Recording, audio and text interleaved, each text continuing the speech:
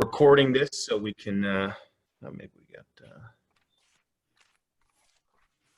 all right, great, man. Gonna go ahead and start recording here and we'll be all set. All right, cool, man. How have you been? Can you hear me all right? How have you been, man? Good, and you? Good, man, good. We'll go ahead and get started. All right, cool, man. So if you have a chance to get logged in, that'd be cool. I actually have like a little demo profile on my end pulled up that I can kind of run through with you. So if you have a chance to get logged in, that'd be awesome. And that way I can just kind of run you through a couple things. But, for tonight, man, we'll just kind of talk about, some underclassmen recruiting materials. What we'll touch on is, contact rules. We'll just kind of review that together. I know we've touched on that before, but we'll just review. We'll talk about the current state of recruiting a little bit because of, COVID-19, everything going on, kind of how that's changed up, some rules and stuff like that going on. Definitely touch on, what to be doing right now. And then just, talk about some next steps to feel productive here through the next couple months into the fall. So on your screen, just really quick a review of the underclassmen recruiting rules. Just want to make sure that we kind of have an understanding of where we're at right now with the rules. So I'm going to click on this button. This is actually going to bring me, and I can actually link this in your chat box just so you could also maybe see it a little bit better. Let me pull up our chat real quick if I can. All right, I got signed in on a computer, so. Okay, cool. So yeah, this is basically just a link that goes to the men's basketball recruiting guide, just as kind of a friendly reminder of where we're at with that. So basically upcoming next summer, June 15th, you can read right here. It says June 15th at the conclusion of sophomore year. So for you, this would be this upcoming school, after this school year. That's when all permissible recruiting materials, they can start. Namely, it says right here, telephone calls and electric correspondence, which makes basically, if you hear the word electric, that just means like texting, phone calls, things like that. So between now and June 15th, we can't necessarily be getting like phone calls from coaches, but what we can be getting, you can see here at the top, it says recruiting materials, questionnaires, we can fill those out, camp information, and then NCAA materials, which would be like, brochures, camp invitations, like showcase invitations, things like that. We can get all of that until June 15th, but just want to make sure we kind of have a feel for the fact that between now and next June 15th, we're kind of in this period where we can't necessarily be getting phone calls from coaches, but we can be getting invited to camps. We can go to camps. We can fill out questionnaires. We just can't be getting phone calls from coaches just yet, but that will be coming up next June 15th. So just so we know kind of where we're at there. Yes, sir. Little state of recruiting, and this is actually where we're getting into like kind of what's changed because of COVID a little bit. Unfortunately right now, Division I recruiting status, they actually just pushed them to January 1st of 2021. They're in a dead period until then. That goes for all ages, actually, not just underclassmen. That goes for seniors, juniors, sophomores, freshmen. Unfortunately, right now, it's going to be kind of a dead period through January 1st. So what that means is basically I got the definition pulled up on your screen there. Dead period means college coaches may not have face-to-face contact with college-bound student athletes or their parents, and they can actually watch student athletes play or visit their high schools through January 1st. Now, as underclassmen, we just touched on that screen where we're not actually be able to get phone calls from coaches yet, but unfortunately, Division I coaches, because of COVID, through January 1st, they can't, actually even be at any high school games. Now, that might change coming up a little bit closer to January 1st. And I know basketball season is a sport that is a little bit closer to the winter time anyway, so that might change. But as of right now, Division I is in a dead period through January 1st of 2021. What about like D2 and all the others? Yeah, we're getting to it right now. It. Yep, for sure. So Division II recruiting status, actually, they just kind of got cleared to resume regular calendar recruiting as of September. So basically what that means is right now, Division II is in what's called a contact period. So that does mean that they are permitted, which means they're allowed to talk, to student athletes even off campus and make recruiting contacts and evaluations. So that means that D2 coaches, as of September, actually, they're able to be at events, they're able to be at showcases, they're able to be at high school games.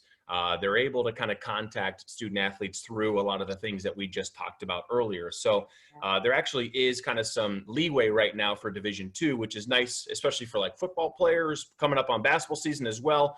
So just so you know, D2 is well within kind of that contact and be at events all the way through the basketball season, hopefully. On the D1, Mhm. would they be able to even go to showcases or anything? Unfortunately, not until January 1st, at least in 2021. Okay. Yep, good question, though. Good question. But Division II, yes. Cool. Division III, NAIA, is also permitted, which means allowed to contact student athletes at any time. So there's right now, no COVID, rules against D3 contact, no COVID rules against NAIA contact.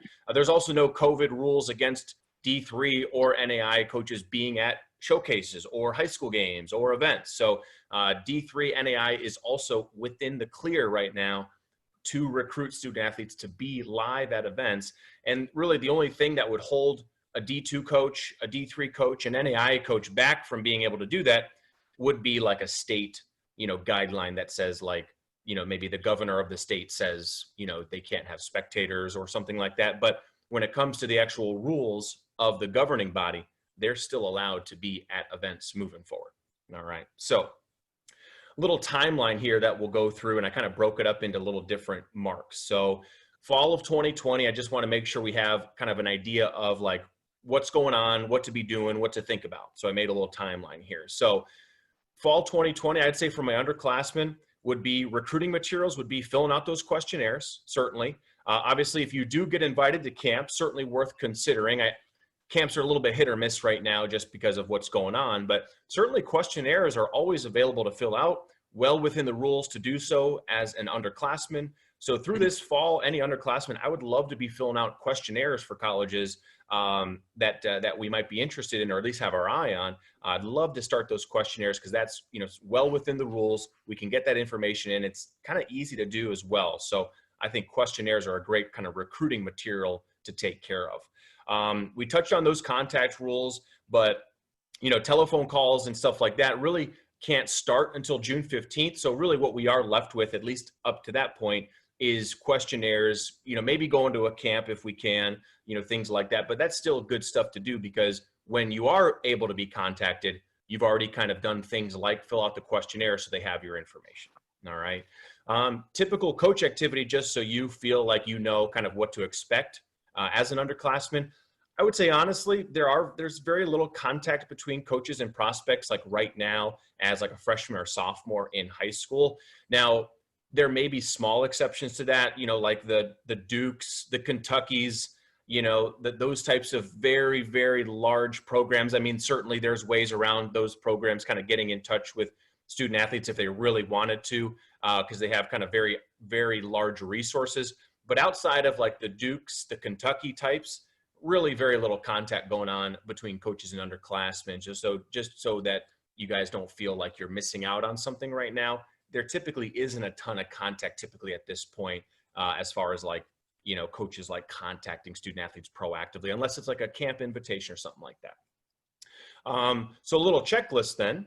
The NCAA actually recommends that a student athlete consider registering with the NCAA Eligibility Center during sophomore year. That's like their personal recommendation is like, hey, try to do it sophomore year.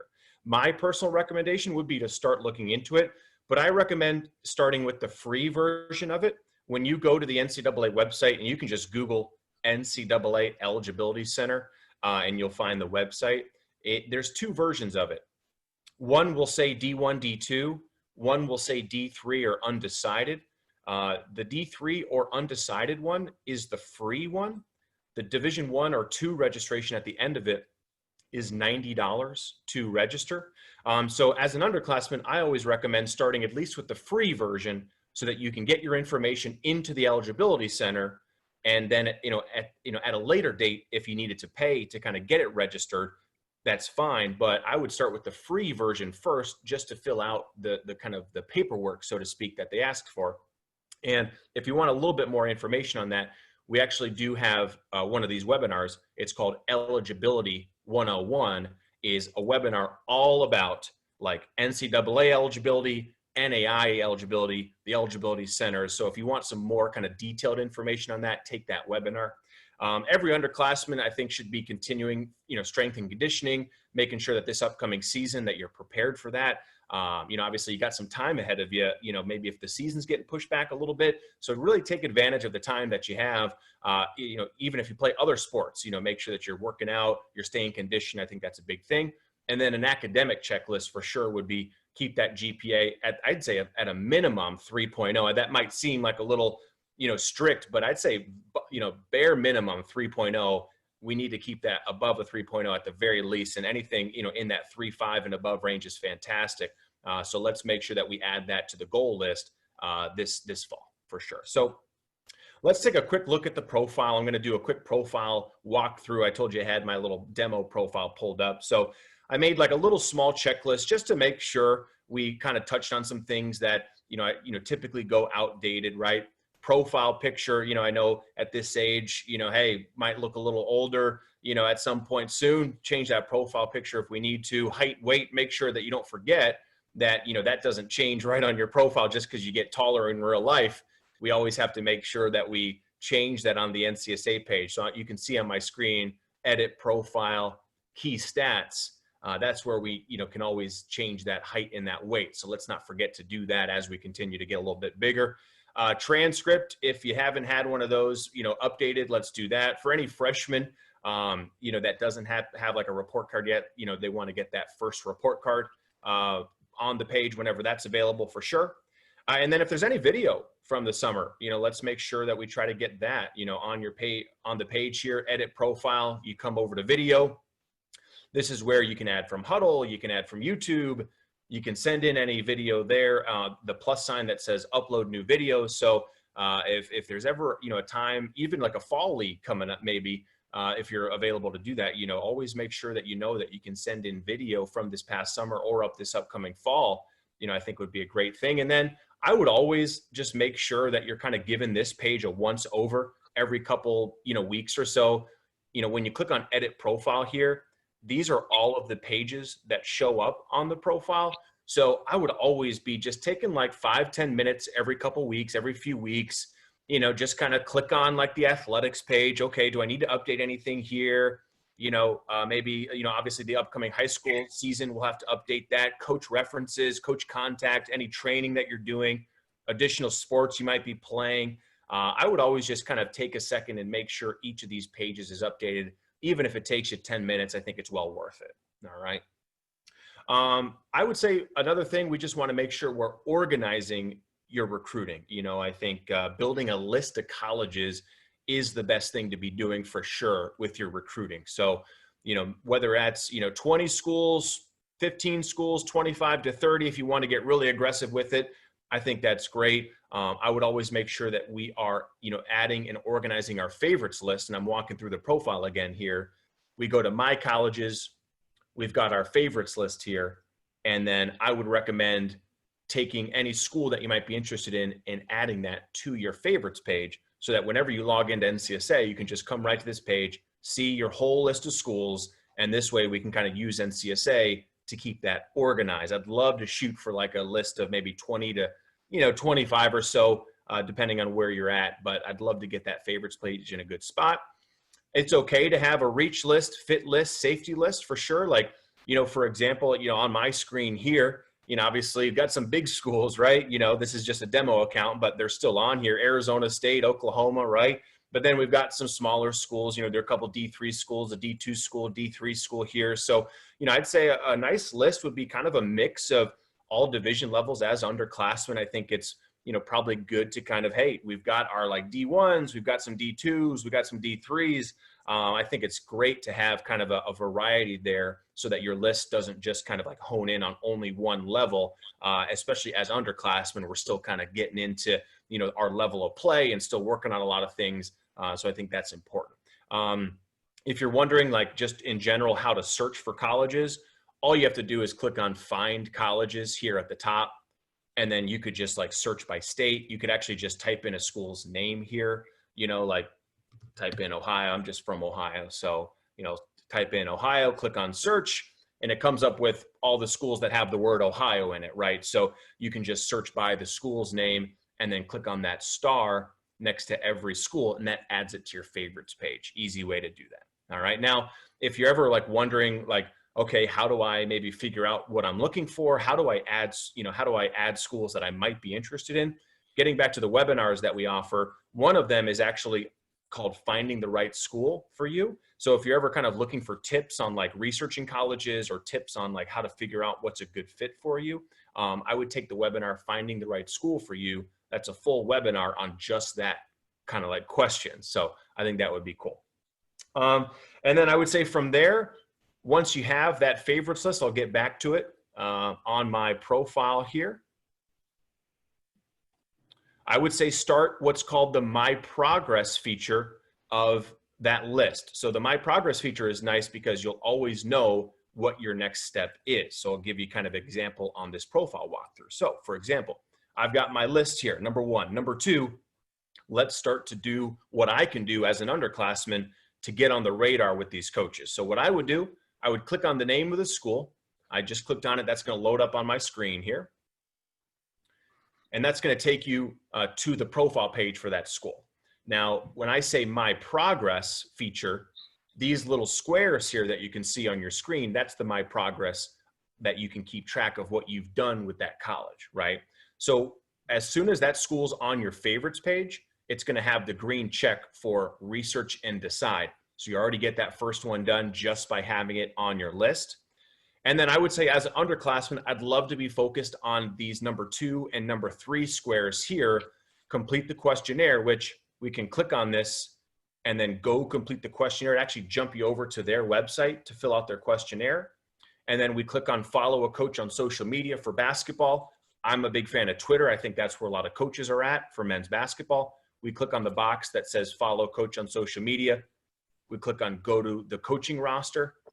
And that's actually going to bring us over to the list of coaches' names on that school staff. So what I would do, I would copy coach's name here, just paste that into the Twitter search, see if coach has a Twitter account, and I would just go follow coach. And that way, you're kind of building those small connections with the coaches, right? So the questionnaire, what that does is it gets your information to the coaches, like your phone number, where you go to high school, where you're from, things like that.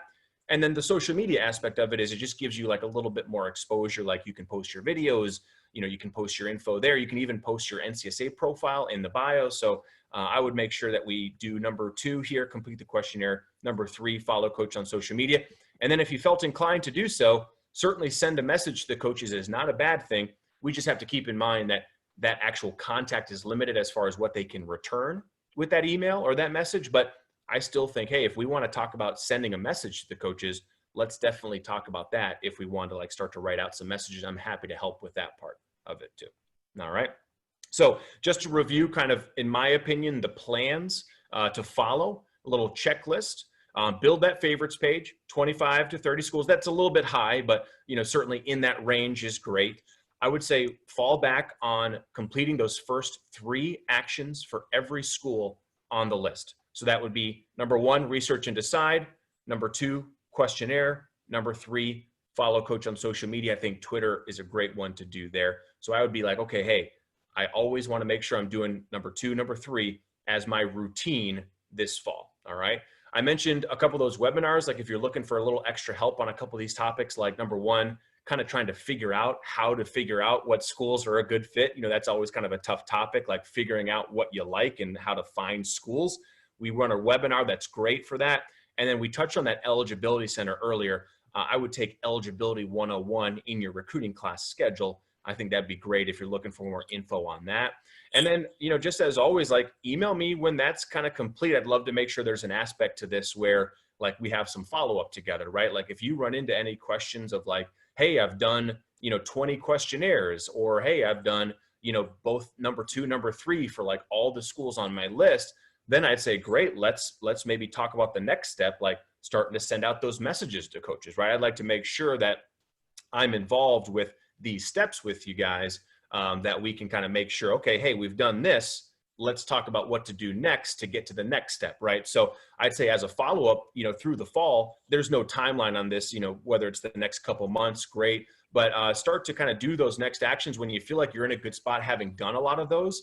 I'd say, hey, let's talk maybe about sending those messages out, maybe send a follow-up message out if we've already done that. Please keep in touch with me on that so we can always, kind of keep in touch. All right.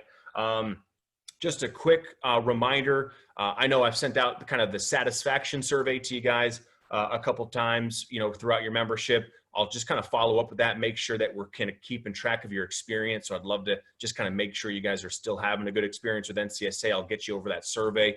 That means a lot to fill out to us.